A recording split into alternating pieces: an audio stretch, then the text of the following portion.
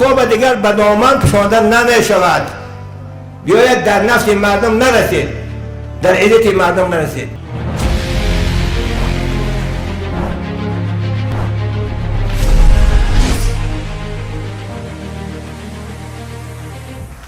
یک جوان جنابت برای صحبت کردن قبل از خواهر زرفو، اگر صحبت داشته باشم بفرمایید. السلام علیکم حاضرین گرامی، برادران و خواهران، وقت شما را جلو میگیرم. تنها همین را گفتنیم که اینجا ما با اون خاطر جمع شدیم که تصمیم نهایی را از رهبریت بشنویم و متاسفانه بعدا برای ما گفتن که اعلام میکنیم.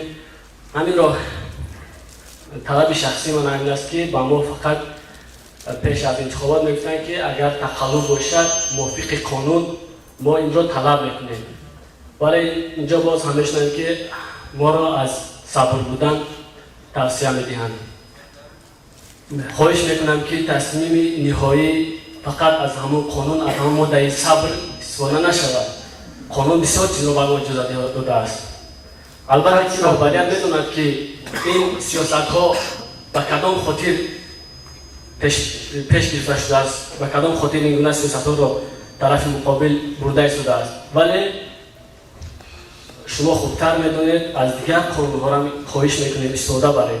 در قرآن و در دیگر قوانین کانستیتوسیا فقط صبر گفته نشده است، دیگر اجازه ها را داده شده است. ما اجازه نامدیم که بخصوص اینجا رهبریت و نامزدها درد ناظرها و مبلغها را احساس کرده نمیتوانند.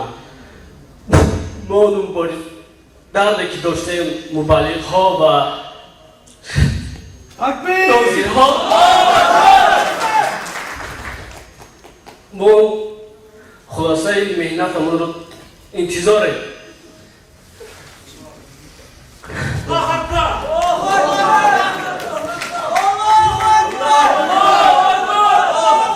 اینجا اصلا گفتن که شخص جوانان نمیتوانند صبر کنند، ولی ما جوانان نمیخواهیم که مثل اون تجربه دارن که اینجا هستن کلانسالان با یک تجربه صبر بودن در مقابل یک نامرد.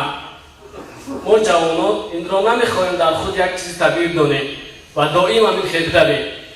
ما میخواهیم که عدالت در کشور ما پایدار باشد. تشکر خواهش میکنم در تصمیم نهایی این نظر بنده رو به نظر گیرید.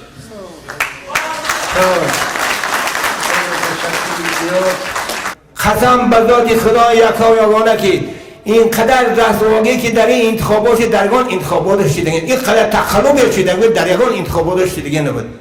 اینم به سبب وعده رئیس جمهور حالی که انصاف کنن به جان این مردم نه اندازن.